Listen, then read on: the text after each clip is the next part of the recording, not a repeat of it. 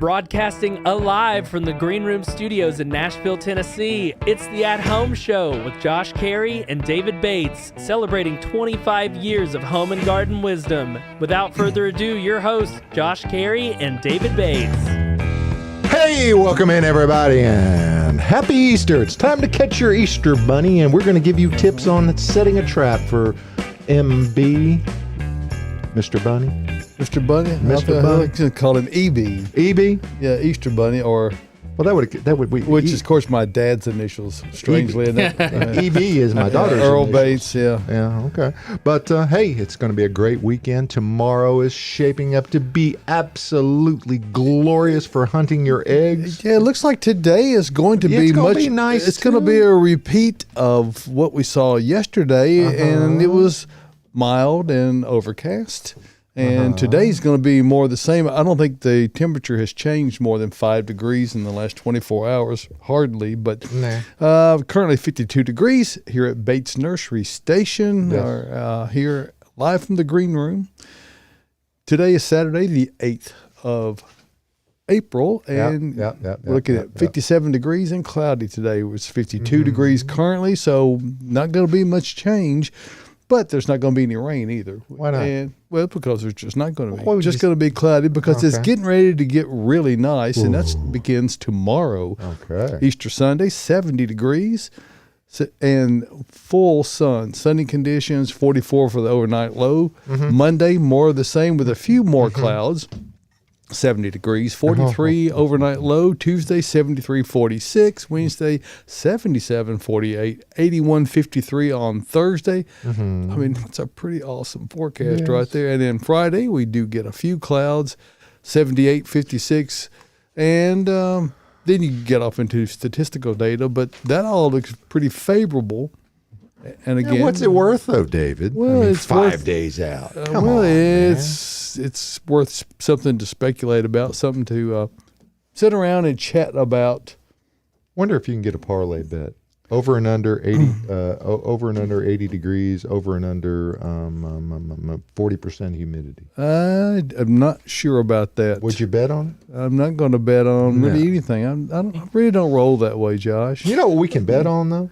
What's that? We got questions. We got questions, but before we get to the questions, Yes. I want to make sure that we talk about a couple of things that are happening locally. Number one, today from 9 a.m. until noon, the annual plant sale of the Perennial Plant Society of Middle Tennessee is going on.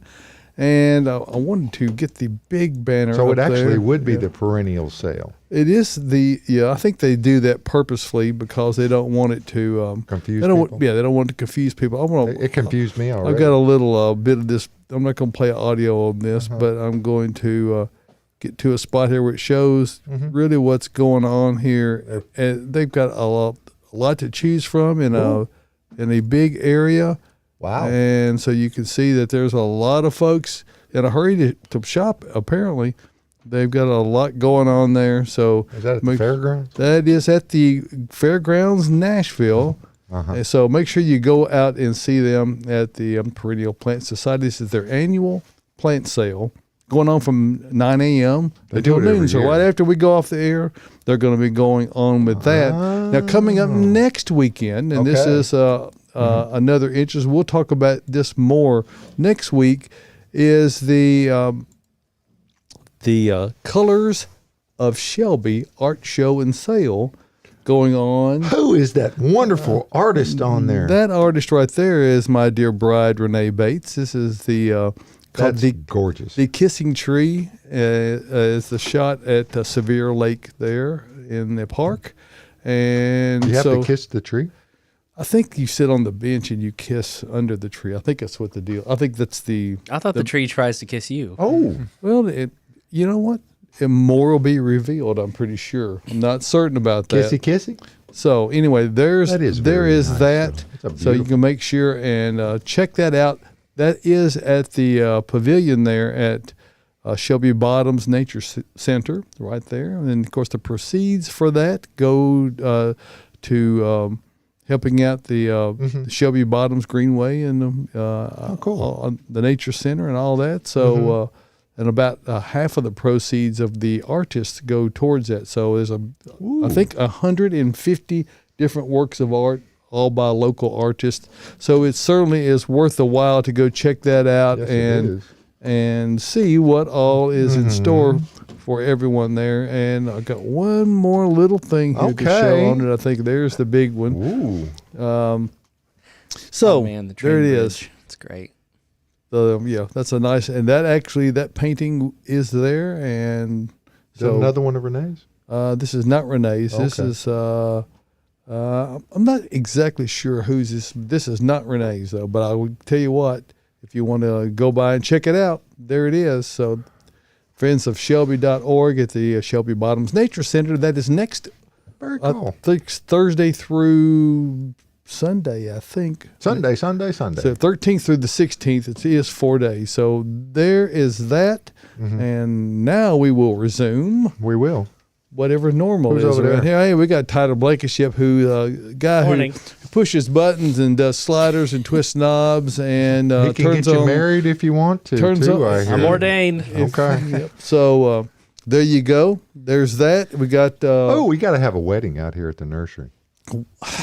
Well, Yeah, we do. well, we'll see about that. We don't have time for that this time of year. Got a lot on our plate. Yeah, we got a lot Got on the our arbor, plate. got all the flowers. Bring it right. We Yeah, got come some on. great looking stuff in the studio, Holy and those have been smokes. brought in and arranged courtesy of Caroline Gant, Austin Lowen. Welcome in, guys. We're glad to have you in as always this morning, and is the significant portion of our brain trust here to help us not only be informed but have a proper attitude. That's right. She Good keeps morning. us straight, is what they're saying. Yeah.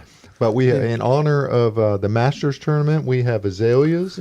We do have these actually are rhododendron, Josh. Did you know that all azaleas are rhododendron, not all rhododendron are azaleas?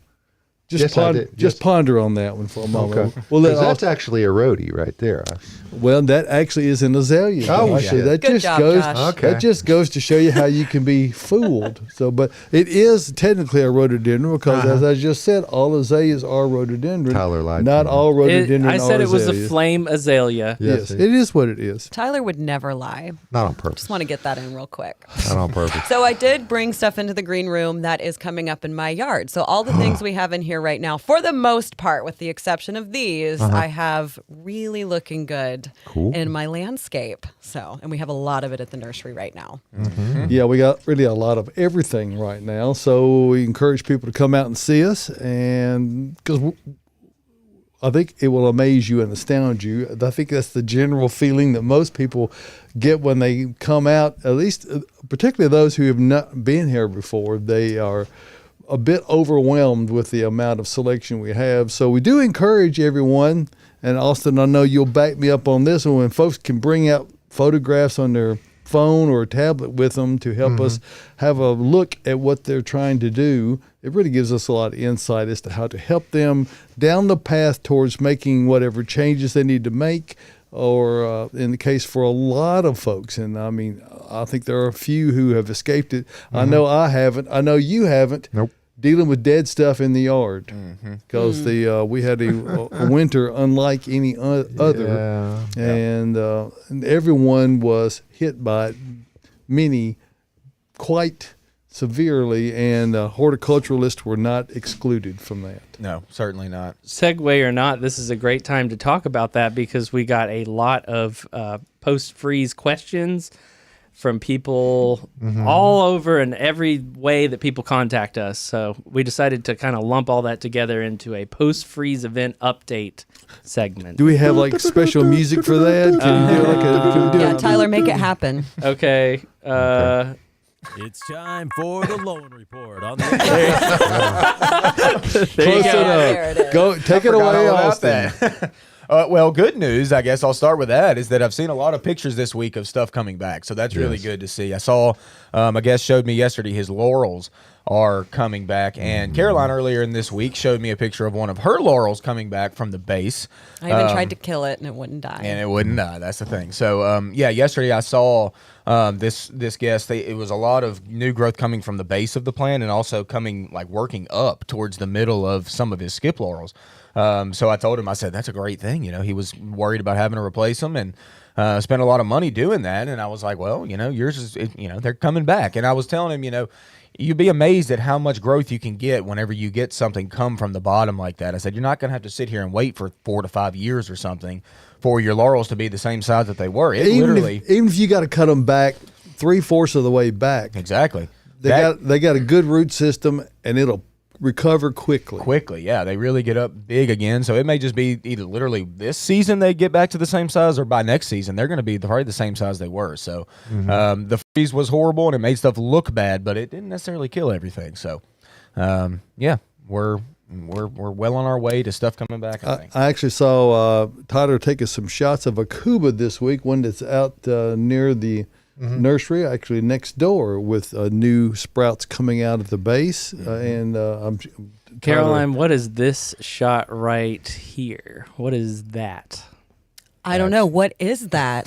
That's my laurel that's sticking up out of the ground. I didn't water it through the drought, and there's a lot of new growth right there. Yep, it's getting ready to explode. Yes, it is. And look, I got to get this off my chest because a lot of people. Okay, I've got a bone to pick with people. Everybody coming out here and telling me, hey, my laurels are dead, and I quickly say, well, hey, let's wait a minute. They may not be dead. And then they look at me like I'm a fool, and they're like, no, son, that bush is dead. It looks dead. Yeah. I mean, there ain't nothing on it. It's just snapping. I get to hear this all the time, and I'm like, okay, so y'all just turned into horticulturalists now because you see a dead shrub or you think it's dead. But looking at that picture of Caroline's laurel, looked deader than dead, nothing on it. And then that green growth coming from a dormant bud that you can't even see. Yeah. Can't even see. And there's green growth coming from those stems. So don't just tell me things are dead just because they look dead. Look at that. And I got to say, it looked dead before the freeze. It looked dead in the drought because they didn't water it. Well, and those are what we refer to as non-advantageous buds. Exactly. Those are buds that have pushed out of seemingly nowhere. They're hardwood breaks.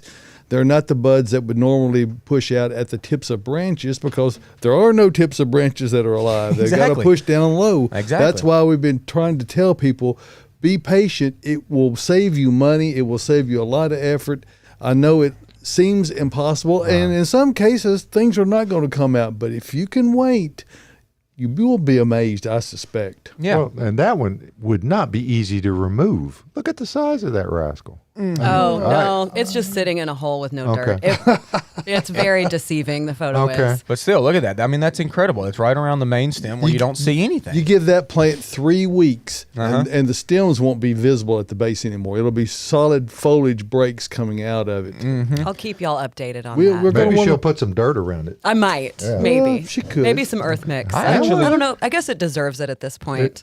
It's been through so much. It seems like you're committed to keeping the plant, so you might as well treat it well. Yeah. And I'm thinking this is the better way to go is to see growth from the base like this. If you just had a lot of laurels, or a number of them in the city, especially if they were protected, have green stems up on the very top. And if those start to crack from the very top, I'm nervous that it won't crack from the bottom. I see, that's why I think people should have already cut things back halfway to make sure and make that plant commit to those basal breaks. Exactly. That's going to make it look so much better once it really flushes.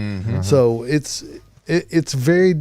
we have never experienced a freeze like this before. And I've gotten some emails from some people go, I can't believe that things that have been sold that are a zone 6 hardy that are dead, and is it because they were grown from a southern nursery? And that is not the case. It has nothing to do with where they are grown. No. It only has to do with how they reacted to this unique circumstance of climatic conditions. First a drought in the summer, then an Arctic 70-degree Arctic freeze drying, where we had literally 30, 40-mile-an-hour winds at 0 or just below temperature. So we've not had that before. I'm really hopeful we never have that again, because it was not a pleasant experience from my standpoint, I'll tell you that.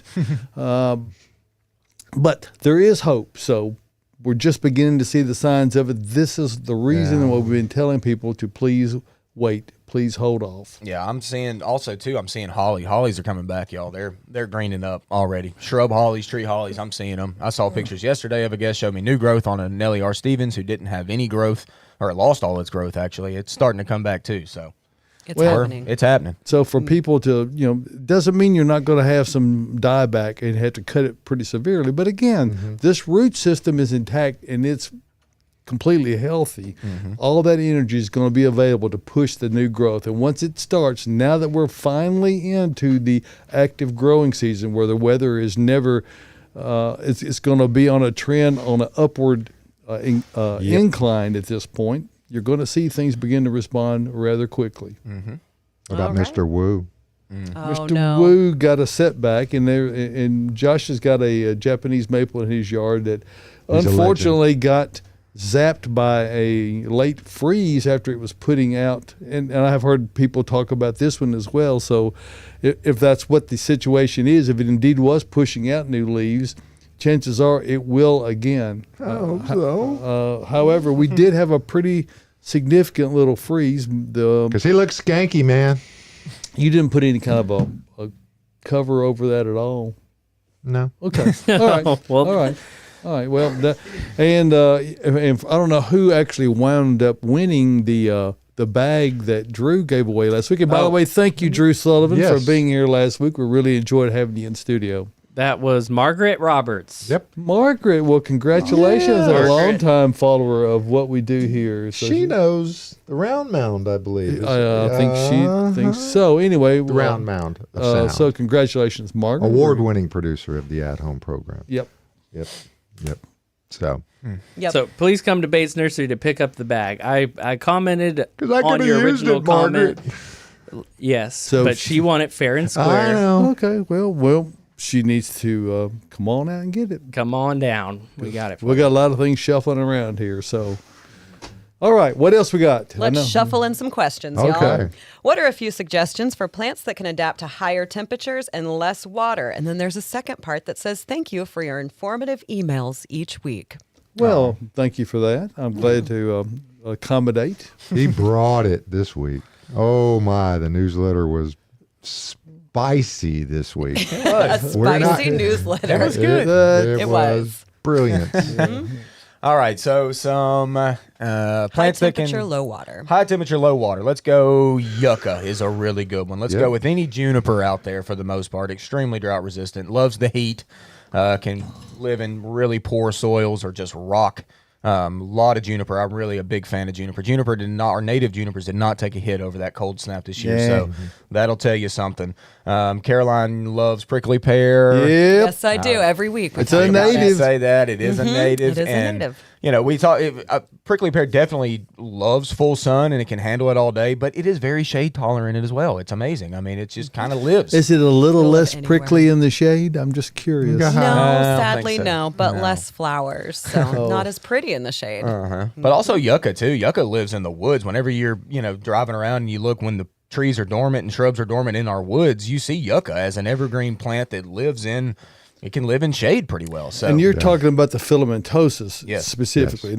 not any of the other cultivars. And that's the soft leaf yucca that really lies flat on the ground that shoots a really tall Yeah. bloom stalk up. yeah, and in the shade, it will produce more of that bloom. Not the bloom stalk, but the main stem can get up taller as well in the shade. Stretching for it'll light. stretch for light. So cool. you can see that. But any three of those are, and there's a number of perennials too. If you wanted to use perennial flowering plants that can be very drought resistant, echinacea comes to mind, sage comes to mind. So there are a number of plants that we can use for that. All right, I'm thinking of changing out my flower beds from cedar mulch to rubber mulch. What are your thoughts on rubber mulch? I use cedar mulch for 40 years. You want to make sure that you get the ones that are guaranteed for 60,000 miles. Because you have to rotate your mulch Yeah. as well. Oh yeah, you gotta have them spin balanced That's every right. so often. Yeah. So, there is a second part to this question, though, which Well, I do let- want to make sure we address. We put mulch in our new beds, and it developed so much mold that we had to take it out this year and start over. And they're talking about cedar. okay, look, I'm gonna give my opinion on this, and then you could jump in, Austin. Cedar mulch is nearly permanent as well because it really doesn't break down, and you don't have to really apply it extremely heavy for it to keep that even cover. It will gray quickly because that's what cedar does when it's exposed to the sunlight and the elements. But it's not going to decay. So unlike other mulches like hardwood mulch or pine mulch that do decay rapidly, it won't have to be replaced. You might add some to it occasionally. Now, rubber mulch, on the other hand, is totally inorganic. And I'm not saying that it has no benefit, but it adds, from a nutritional standpoint, it adds zero, and it also increases soil temperature. So if you're using this black rubber mulch, one of the things, it smells like you live at an auto store. Yep. And that smell does not ever dissipate, really. I mean, it seems to hang around for perpetuity nearly. It does diminish a little, but it never goes away. And so I would caution you about going rubber mulch route. I wouldn't use it. I think if you've got like a playground situation where kids are in, it probably works pretty well. And they're doing a lot better job about getting the steel fibers out of it, so you don't get the little stuck quite so much. So it's also expensive. Yes. Rubber mulch is high. It is expensive considering it comes from something that would otherwise be thrown away. It's very expensive. So. As a former father, well, I'm still a father. As a father of small children, I would consider it a choking hazard. Well, Yeah. Well, I mean, technically, almost anything is. No. Cedar mulch, you could choke on it. You could choke on. I don't know why you'd put it in your mouth, but I'm not going to put it in my mouth, but kids will put anything in their mouth. So Yes. yeah, any of it's a choke. as a guy who has children actively at Yes. this moment in time, They're very active. Hey, speaking of Hey. my kids, we've got a birthday party today. yay! My two oldest daughters, they just turned 7 and 5. Ivy and Marley, shout out. What's up, girls? And we got 2 bouncy houses in the yard, y'all. They got set up last night. 2 of them. oh my word, Going big. Going big. Can you bounce from one straight into the I was other? just gonna ask probably that. could. We're going to need a video of you doing that for next week. Okay. I'll try to Set make that that. up. Hey, no injuries. Yeah. No injuries now, dude. I was about to say, don't dare me. That wasn't a dare. Don't. Or was it? We need a healthy Austin throughout right. the spring. Triple dog dares coming out here. I'm telling you. But yeah, Cool. that should be fun. All right. All right. Can you grow peanuts successfully in Tennessee? Hell. Sure. Peanuts. You seem excited about this question. I am a Austin. little Your excited eyes about lit this. up. You know, peanuts aren't necessarily grown in Middle Tennessee like it's extensively. That's much more of an Alabama, Georgia, Northern Florida type of thing. My grandmother always grew them. Oh, they grow here fine. They're just not like really grown here like by farmers all that much. It's just not a cash crop here all that much. Like I said, it's much more south. But if you're going to grow peanuts, just make sure you wait until the weather is definitely warm. Okay, they don't not want to be cold at all, so we're not going to set those out yet. We don't even have peanuts quite yet, and then we do sell them, which is kind of cool. If you've never grown peanuts before, it's a really fun little crop to try, especially with your kids. It's just really, it's an odd thing to grow, but yes, It's really good for the soil too, isn't it? it is. Yeah, one of the things I would do if someone's really serious and they're going to grow them as a row crop is to incorporate like perlite or something like that into the soil, till it really good first, and then dump a row of perlite and then try to just blend that into it. Don't till it aggressively after you put that in there, because you'll tend to break the perlite up. But if you can plant into a prepared area like that, you'll really increase your yield of your peanuts and also the quality of them. Because there's a lot of sandy soil. Yeah, in and the it's area where easy they to grow. move Yeah. into it. So you know, potatoes are a very similar thing. You can do things like that will help to loosen the soil a bit. Hey, speaking of loosened soil, loosened soil, let's just go right on into that one and talk about EarthMix garden products. Right. If you're gardening, and you know you are because you're watching us Yes. after all, and you want to do the very best with your plant products, it doesn't matter what kind you've got. EarthMix has a blend or an amendment or one of the very many products that's going to help you get your very best results out of whatever you're growing. Gardening time of year, people planting vegetable gardens, you could plant your peanuts directly in EarthMix garden and not have to do anything because it is a naturally very friable soil, has a high organic content, a lot of particulate matter in there. It's going to give you a great mix to grow in. You could also grow it in Proganics O. Now that's an outdoor professional outdoor container mix. So if you want to use that for outdoor gardening, it does great. Caroline will, of course, recommend Proganics I. It's your indoor plant mix that will give you the best of everything, all organic, as are all EarthMix products, and without peat. So you don't get those fungus gnats that are really pesky. But it doesn't matter what you're looking for. If you're looking for earthworm castings, Viragra is a great product. Supernatural is the definitive product of the EarthMix line that is really an input into many other products. EarthMix Landscape may be the best product we sell. I know Austin will back me up on that, but no matter what you're planting, if it's trees, shrubs, or if you want to actually grow in it directly, it's a soilless mix altogether. So it really does help to improve your soil. It's an input that increases the output. There you go, Josh. Wow. Okay. Yeah, there it is. Whoa. There you go. Sustain is our product line of, it is coconut core that has been separated. It's already loosed. It's not compressed. So it's a little difficult for homeowners to decompress those bales. Enlighten is our expanded shell product. So no matter what you want and what you need to do in your soils, EarthMix has a product to cover it. And it's available all over.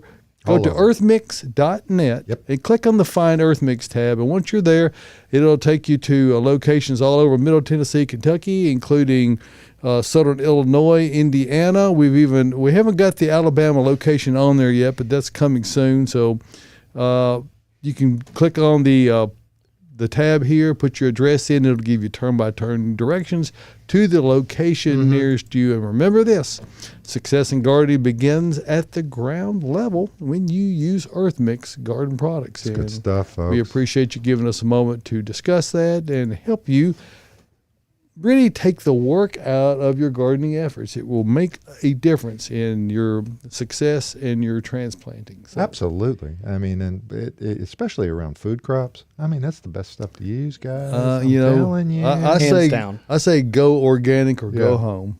Yes. There you go. Oh, Margaret says thank you. Margaret Roberts, who won the thermal bag. She will drive down for her bag and her prize, and have it near her newly planted Japanese maple. There you go. October. There you go. Awesome. All right. So we have a soil question. Just speaking of EarthMix, how do you plant a tree in this clay soil without it floating around? Floating? So That's what disturbing. would you do? Don't want a floating tree. Ooh.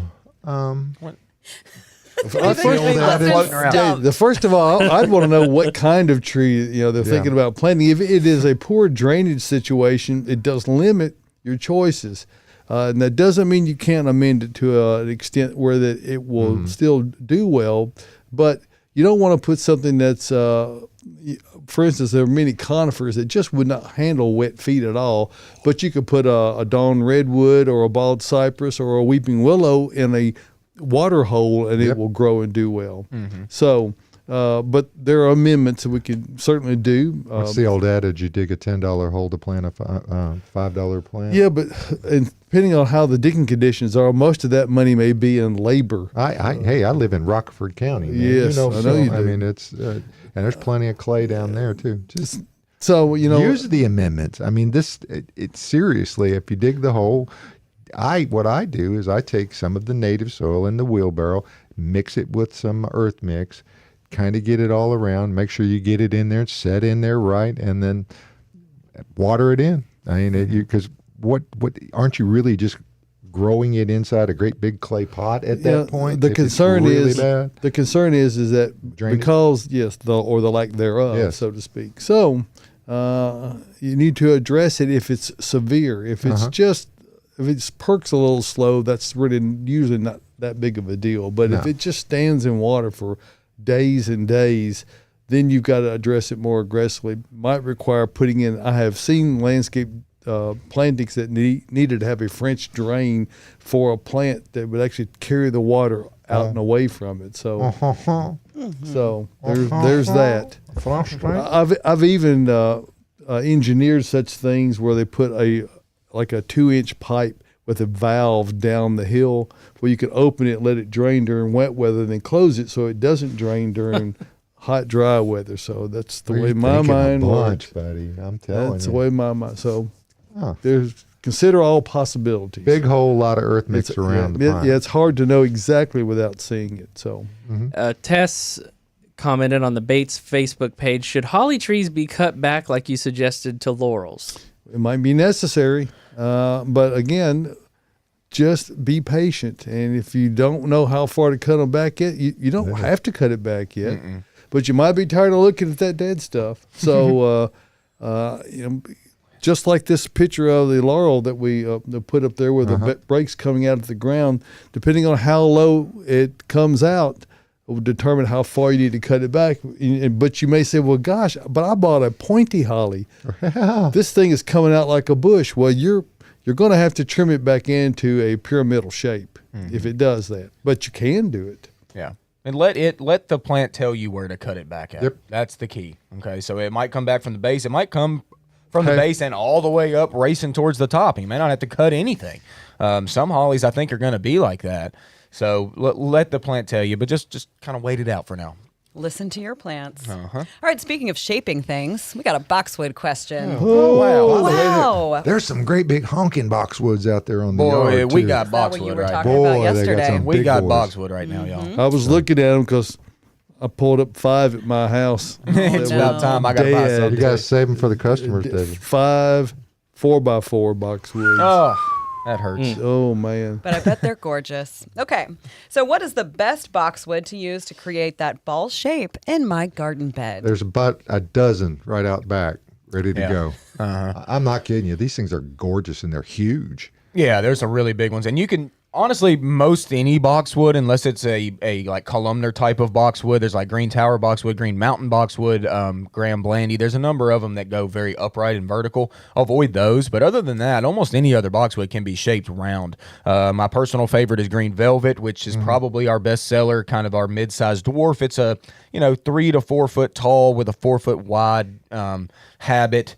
Great, just excellent green little plant that can be shaped round, and it's a good one. Of course, the one people are going to know most commonly is the Buxus sempervirens, or the That's the one American I know, buddy. boxwood. Okay. Yep. Hey, and we just Sempervirens. got in. You can actually come out and look. We just got in some globe, what we call globe American boxwoods, and they've been shaped extremely round. And boy, are they round! And they haven't shot their new growth yet, but whenever they do, they're just going to be perfect. Perfect new growth right atop of that old foliage. Yep. And that's what we all love about boxwood. That boxwood flush, which a is lot of- happening right now. Mine's going wild. A lot of folks like to have that base to start from. So if it's already shaped for you from the nursery, you're going to have that guideline from going forward. If exactly. you stay ahead of it at that point. Yep. Why has All right. Good segue. Yeah, thank you everybody. I was just making sure everybody was awake. Wow. Hold on one second. Here we go. Why has my 5-year-old dogwood tree never bloomed? It has beautiful leaves. What should I do to make it bloom next year? Oh, Austin stumped. Okay, here's one thing I might inquire about. It's a possibility. I have seen the phenomenon where people are really diligent with fast release type of fertilizers, fertilizers that are high in what is known as ammoniacal nitrogen, which is just another way to say ammonium nitrate. Yep. And when you apply a lot of nitrogen, particularly the ammoniacal type, late in the growing season, what you do is you induce a lot of vegetative growth. You get a lot of leaves pushing. It's really growing, and it can grow so much that it really doesn't have a chance to stop or slow down enough to set bud so that you get flowers. Now, I don't know that that's what has happened in this case, but that's one of those things I have seen happen. People really just loving on their stuff, say, I want to give it some more fertilizer. Maybe that'll be the trick. When actually you doing something, if you wanted to fertilize it in the fall, using some kind of a bloom booster type. Or High middle number. Exactly. Folks. Yeah, high middle number. You got anything, other suggestions or thoughts on that, Austin? I think you nailed it. I mean, that's probably what it is. And it may just be a young tree as well, and it's just kind of getting into Just that a baby. area. That's Getting right. into that. Yeah, I mean, let's if we want to be organic, It's let's just a baby. let's incorporate some bone meal. Bone meal's got a high middle number, and that's an organic. That might help out that bloom. So I have 2 dogwoods that I planted in 2019 that have never bloomed, and they're in full shade. And I wonder if that's why mine never have. Never fertilized them. Again, I'd never water anything outside. What was the caliper on them when you put them in? They were tiny. Yeah. That's the thing, too, yeah. I mean, they were probably about at least 4 feet tall, but they were very, very skinny. Now, on the bone meal thought, if you're going to get benefit from the bone meal for this fall, you need to be putting it on there now. Yeah. Because it takes months for it to break down. It so, does, yeah. So get to it, y'all. It's good for your daffodils too, isn't it? Yeah, all bulbs, Yeah, really. yeah. It's all good stuff. Speaking of bulbs and flowering things, Uh-huh. dahlias. Let's talk about dahlias. Is it too soon to put them in the ground? Should we go ahead and put it in there now? Or keep them in pots? You can certainly grow them in pots. I mean, they do well in pots, actually. They're thirsty in pots. I will say that. That root system is extensive with a dahlia. So they fill out a pot really quickly. So I've grown them in pots many a times, and I know that they're thirsty little creatures in pots. But I think that it's probably fine time to go ahead and put them in the ground now. I mean, we're just getting at the point. Yeah, we are. I mean, and soil temperatures are beginning to warm. Well, not really, but they're going to start, warming up soon. And they're not going to push really up from the ground probably all that quickly. So they'll kind of just sit in the ground until they're ready. But I don't see a problem with them, go ahead and getting them in and getting them settled where they need to be. And then if they do come up and you see, early tender foliage, keep an eye on the weather. If we are going to dip down below 35 degrees or so, you might want to cover that because that foliage would get burned. But Boy, those rascals are expensive. And Dahlias, yeah. you would, if you look at the forecast out ahead, like we did at the top of the show, certainly nothing indicates there's going to be any change, but we've seen it happen before, so just beware. While we're on dahlias, there are so many varieties and so many sizes. Oh, yeah. I mean, that's mind numbing. That the number of sizes and colors and mixes and these others. That's really what my grandmother grew principally Really? to sell as cut flowers when back in the beginnings of Bates Nursery. Okay, And- but 91 years ago. yeah, and there's not much better. I mean, dahlias, y'all. dahlias. They're so your good. favorite. It's so good. They're so good. And yeah, they're expensive, but they're worth it. They're super worth it. But yeah, putting them in the ground is a little bit easier on you rather than growing them in pots. But they're great in pots too. Are you going to grow some this year? Yeah, Yeah, girl. Got to. You know I Of course am. he is. Of course. got to. I talked about this a little bit last week. I got 5 clematis. The middle one's dead. Oh my gosh. Great. 4 of them are great. I mean, they're looking fantastic. I actually had to go and work on one yesterday to get it up a trellis a little bit because it's wanting to flop out of it. They're growing machines. But like I said, the one dead center is not coming back, which is You could just highly put something annoying. else there. Just switch it I'm up. thinking dahlias. Make it wild. Let me get some dahlias. I've already got a trellis behind me. That's the thing about dahlias. They're growing machines. They almost get too big and they want to flop on you a little bit if you don't kind of get them up on something. So I got a perfect little trellis behind them. Maybe I'll do a little grouping of 3 like dahlias. And they on that need the trellis. sun. They are need not, the sun, They are yeah. not shade tolerant. No, It's and this like- is on a brick wall. You One of- know the questions that we have because we do have a question about clematis. Oh. How do you Ooh. train it up a brick wall? Is that with First thing. is that with a Smack pistol it and a around. chair and a Yeah. bullwhip? Oh my gosh. Get out there. All right. Exactly. Yep. Well, First David thing, nailed Very it. harshly to it. First thing I'm going to say about clematis is whenever it comes to training it is to be careful. Those stems break so easy, y'all, and they bend. They don't necessarily break, but they'll bend. And whenever they bend, it's like you cut the ties to the top. I've already dealt with this twice now. With the crazy wind we had over the past couple weeks, it whipped around my Oh, clematis man. Oh, and no. snapped Don't the get me top out of started one. on the wind. I know you hate the wind. We all hate the wind. If you have greenhouses and you deal with plastic, you hate the wind. It's scary. But Yes. anyway, like I said, when it comes to clematis, just be careful. You're going to have a trellis behind it, so you're going to need to kind of help it. Now, clematis is a self-cleaning. It's got these tendrils that do wrap around, any type of trellis. It'll wrap on itself.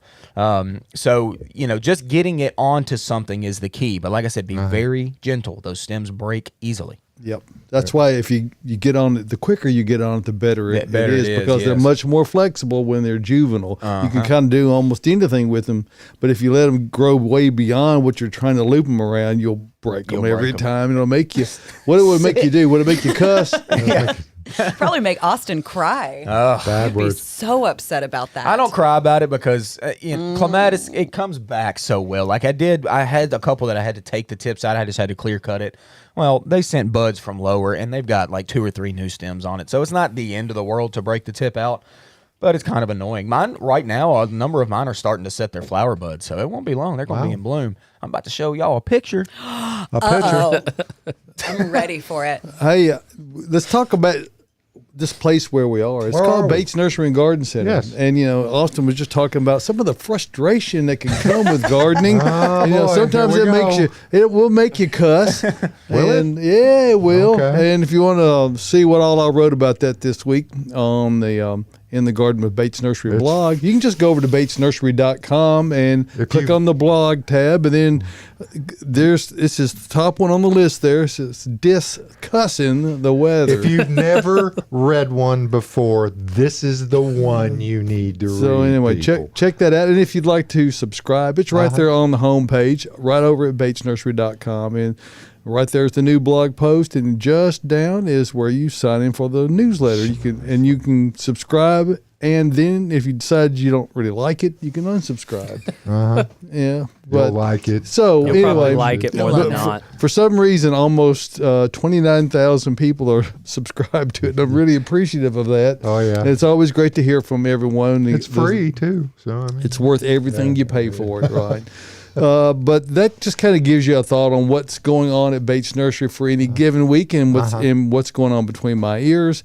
What I would tell you is that we have some of almost everything that you can get for your garden and your landscape. It doesn't matter what you're talking about. If you're talking about your actual vegetable garden or annual flowers or perennials or edible landscape plants like blueberries, raspberries, blackberries, fruiting trees, figs, all those kinds of things. citrus. If you're looking, citrus. Yes, citrus. Now, you can't put those on the ground. No. Well, I mean, you could, but they won't do all that well. You need to keep them in a container where you can move them in and out. But Azaleas and rhododendrons. we do have a lot of flowering things. Yes. We'll get to where what we're seeing in bloom right now a little later on in the program. Perennials, ornamental grasses, trees, shrubs, ground covers.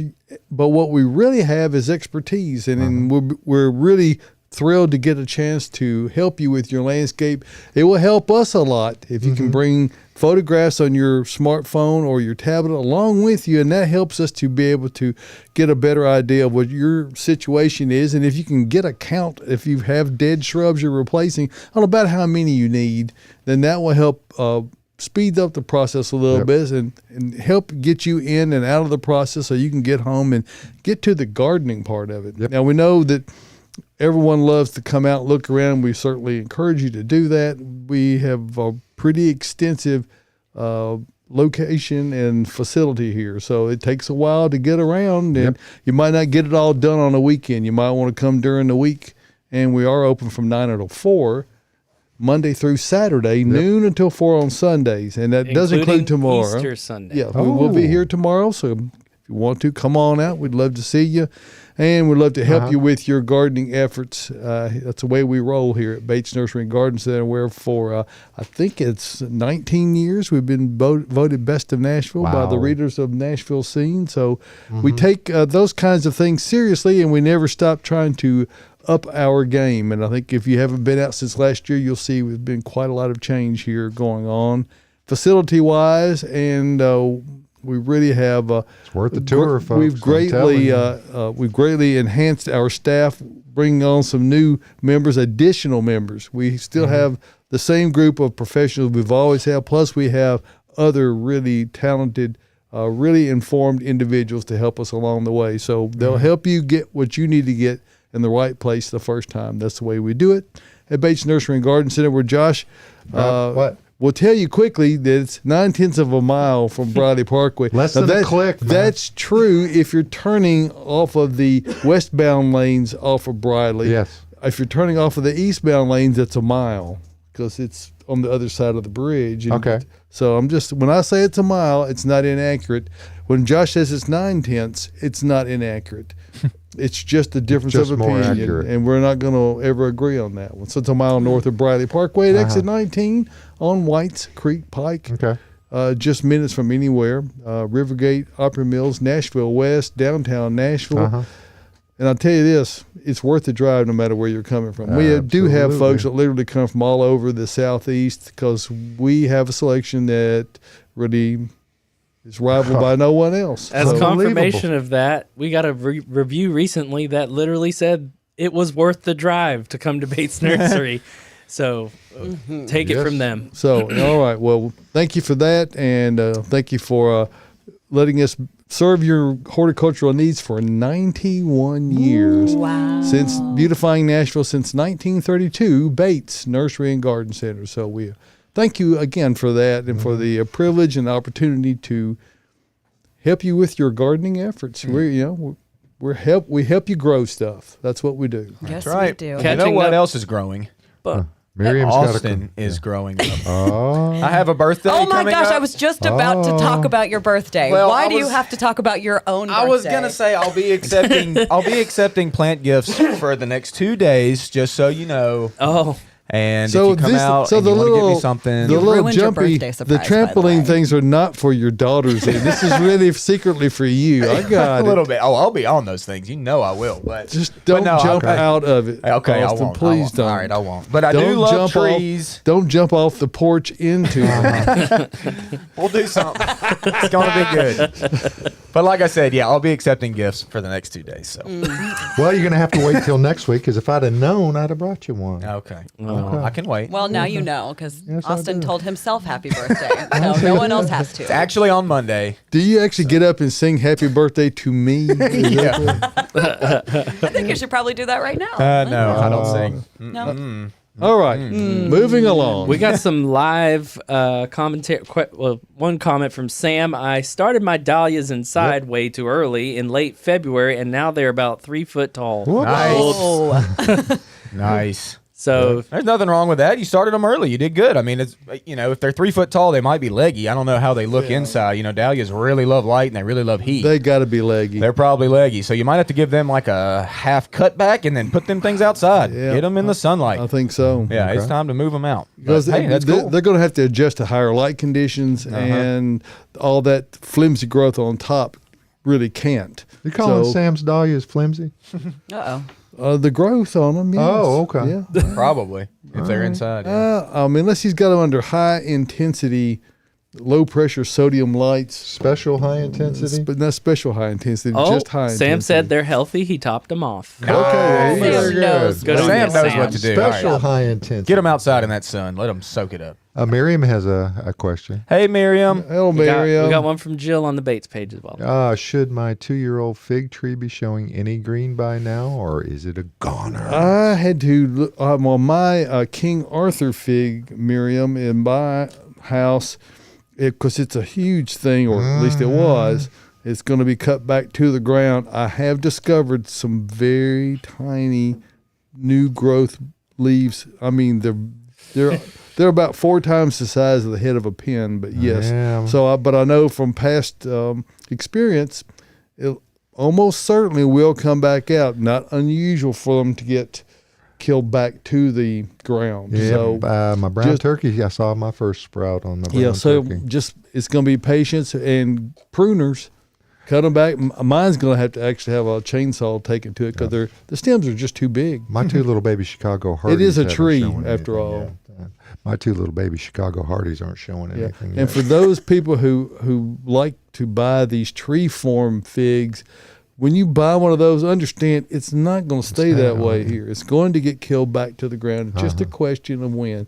In other more southern climates or western climates like California, they use them that way a lot, but they don't stay that way here. So there's that. there it is. It's coming back, Miriam. We'll see. And Jill's saying, should camellia bushes be pulled? Will they recover? And if so, how long do I give them? No green growth thus far is seen. I've been hearing some commentary from people on the Bates Instagram that their camellias are in fact showing some signs of budding and growth. I haven't pulled mine up yet. Don't pull them up yet. No. They're coming back, I think. I mean, I think everything's pretty much coming back. Where it comes back from, we don't know yet. But on a bushy type plant, it really is. There's no consequence other than you're going to lose flowering for probably this year, depending on what time of year they bloom. But just wait. Yeah. You know? just wait. Just wait. I mean, what do you got to lose at this point? You know, Time. I mean, we're plant sellers, but we're not trying to encourage you to pull up things that will recover. You need to give them a chance. And Renee agrees it's worth the drive from Brentwood. All right. Yeah. Oh, yeah. Yeah. So Okay, so back to our peanut question that we Okay, discussed peanuts. earlier. I've Oh, got some that. watchers. I want to give a shout out to Jill and Bill. Good morning. And my parents who are all watching together. They're having a watch party. Hi. Oh, cool. And they just reminded me that my dad planted 300 feet of peanuts one year at their property in Liberty, Tennessee, and harvested one single peanut because the deer ate the rest. So they can grow here.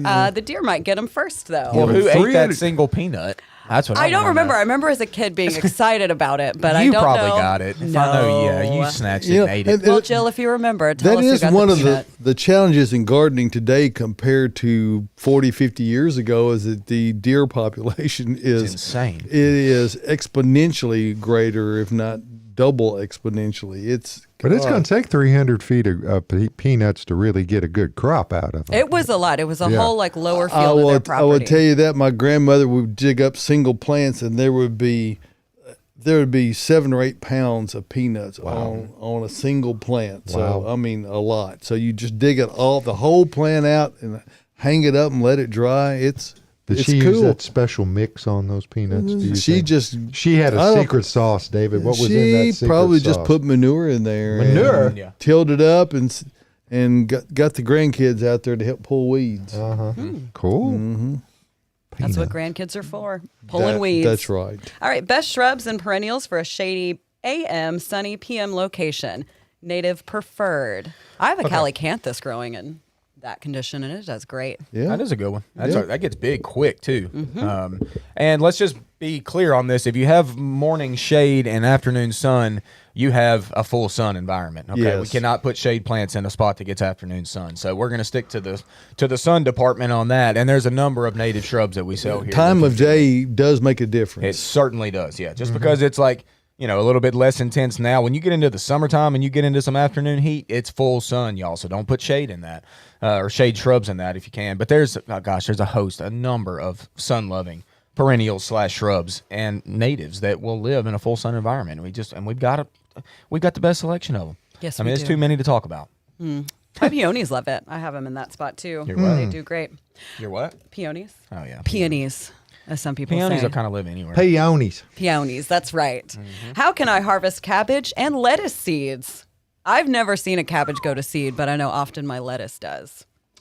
I've seen cabbage go to seed. I've seen it all go to seed. I mean, you have to Wow, let look them at go to flower first. Let them dry on the plant pretty much, and then cut those stalks back.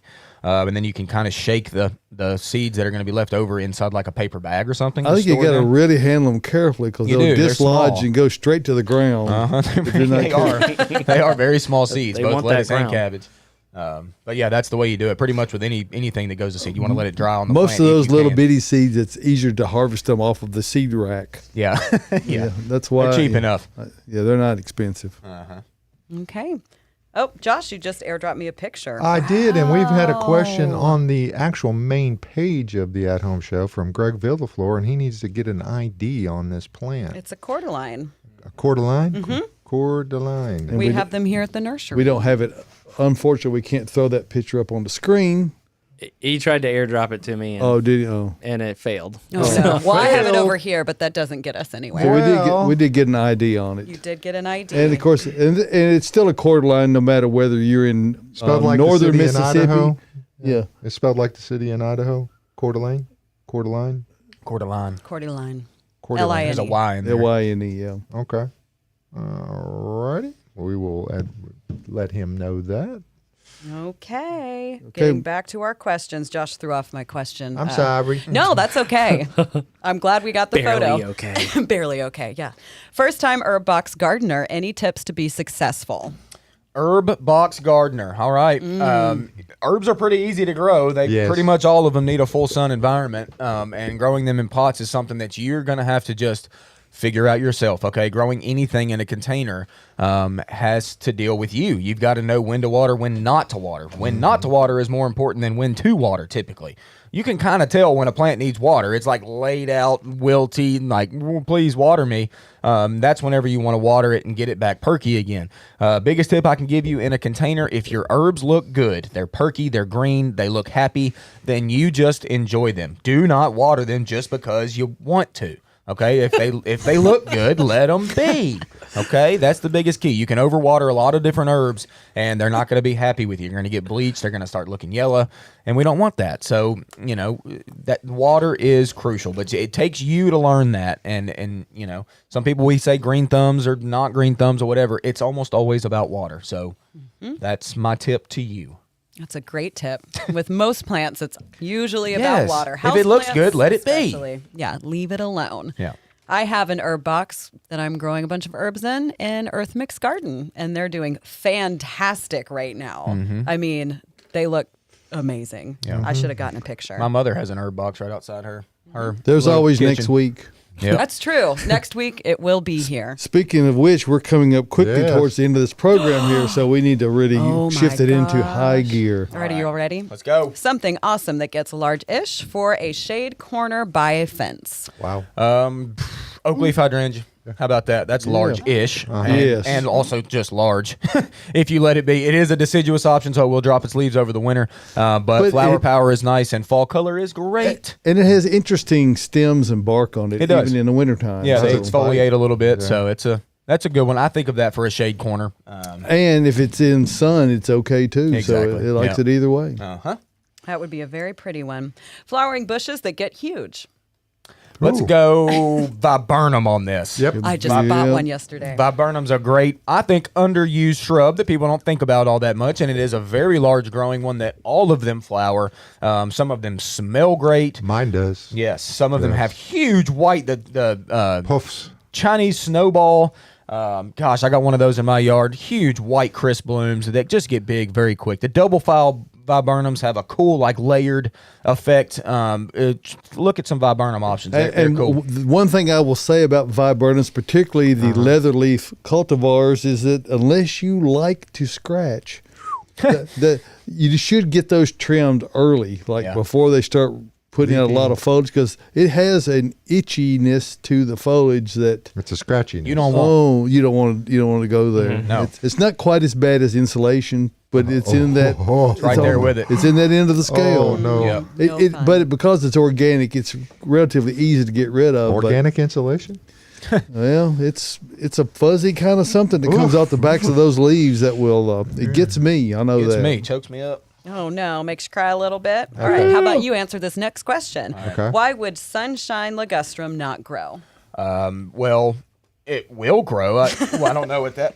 Why would it? What would make it not grow though? Nothing will make it not grow for the most part. We do not sell ligustrum here of any type, just so you know. But I will say, sunshine ligustrum is one that it's okay. It's a sterile plant, and it's a golden foliage privet, if you will, and it's a pretty round shrub. That actually grows pretty well here. I mean, actually grows really well here. On this winter, they all went dormant. Okay, so they dropped a lot of privet. Even the weedy privet that's out in the woods, they lost their leaves this year, which is not uncommon. That happens a fair amount. They don't stay evergreen, but then they come back in the spring just fine. And sunshine ligustrum, honestly, for a golden shrub, it's a pretty good plant. It's not one that we're allowed to sell here. Nope. It is on the invasive list list. and we even talked to them specifically about this cultivar, and they go, nope, we're not taking a chance. Yeah, not even taking it. And frankly, I understand that, because it's The Bradford pear. well, it might be that it doesn't really show that it's fertile until it gets some years on or Yeah. whatever. It could pollinate with some other somehow. You know, Make something weird. Who we knows? already got way too much privet, so Yeah, yes, that's right. and all ligustrum are privet. I have seen it at Lowe's though, in Home Depot. They do sell it there. So Really? Wow. you can find it. Yeah, I have some growing and I can't kill it. you can't kill privet. It's No, it impossible. grows No. in the middle of my shrubs. All right, does I've been fighting it for 15 years. Yeah. You cannot you can't kill it. You can't. I cut it back every year, and it just comes back. It's a monster. Final question of the morning. Oh, Does goldcrest cypress grow well here in Tennessee? How big do they really get? I find conflicting information online, and if they don't grow here, what are the alternatives that have similar color and don't grow too big? All right, I'm going to end this conflict right now. Oh, are you? Here it is. Goldcrest cypress don't live here. There. It does not Done and want done. to live here. It's a type of Monterey cypress. It's a beautiful gold, and whenever you clip the foliage off, it smells like lemon pledge. Like, no joke, lemon pledge. And we do sell it here as like a kind of a holiday little container because it's a perfect little golden tree. So I mean, it's nice. Really pretty. It is really pretty, but it does outside here. No, don't even try it. It's not going to be a good option for you. Other options that do well here for golden Did foliage. he just say doo-doo? I did. Doo-doo. I heard it Right here at I Easter. heard it. I was gonna just blow by it, but you had to bring it up. There it I is. used the actual word earlier in the show, so that's okay. So, all right. I'm trying to get back to some golden foliage plants. All right, go ahead. To try out some. You know what? It's cable. I can get away with it now. A golden deodar cedar. Go with that. They're fantastic. I Caroline's dying over here. love ember waves. Arborvitae. Arborvitae. That's They're another only good one. gold in the wintertime, but that's another great one. Uh-huh. Doo-doo or none. That's right. It will Caroline's get Google gold for box is you. kicked over. Yeah. Hey, one last minute bonus round question. All right. Jules is asking watering recommendations for raised veggie garden, Oya, pottery, watering system, or drip garden irrigation. Drip. Use your finger to find out. Or just look at your plants to find Yeah. out. I mean, honestly, like I was saying earlier, let them tell you when they're dry. If they're happy and upright and good looking, let them be. Yep. Yeah, the only issue you'd have with a drip or anything that waters everything at once is what you just said, Austin. Does everything really need it? Exactly. That's the question. Uh-huh. Absolutely. All right, folks. Music means that this edition. That of was the- fast. That was fast. So that was fast. quick. Fast and fun. Hey, happy Easter to everybody. We hope everyone finds this year's Easter eggs, all of them. And even if you lost some last year, you're going to find them this year. And aren't maybe you'll find your marbles while you're at it. That's right. But folks, next Saturday morning, we're going to come back for another at-home show. It's been fun. We enjoy it because we hope you do too. We have fun. So And it's Austin's birthday. I'm It accepting is. gifts. he is. He'll take cash Happy too. I would birthday. imagine. Check out the Middle Thank you. Tennessee Perennial Plant Society. Their sales going on from 9 a.m. until noon today only. See you next Saturday at 0800 right here from the Green Room Studios at Bates Nursery and Garden Center. See you then.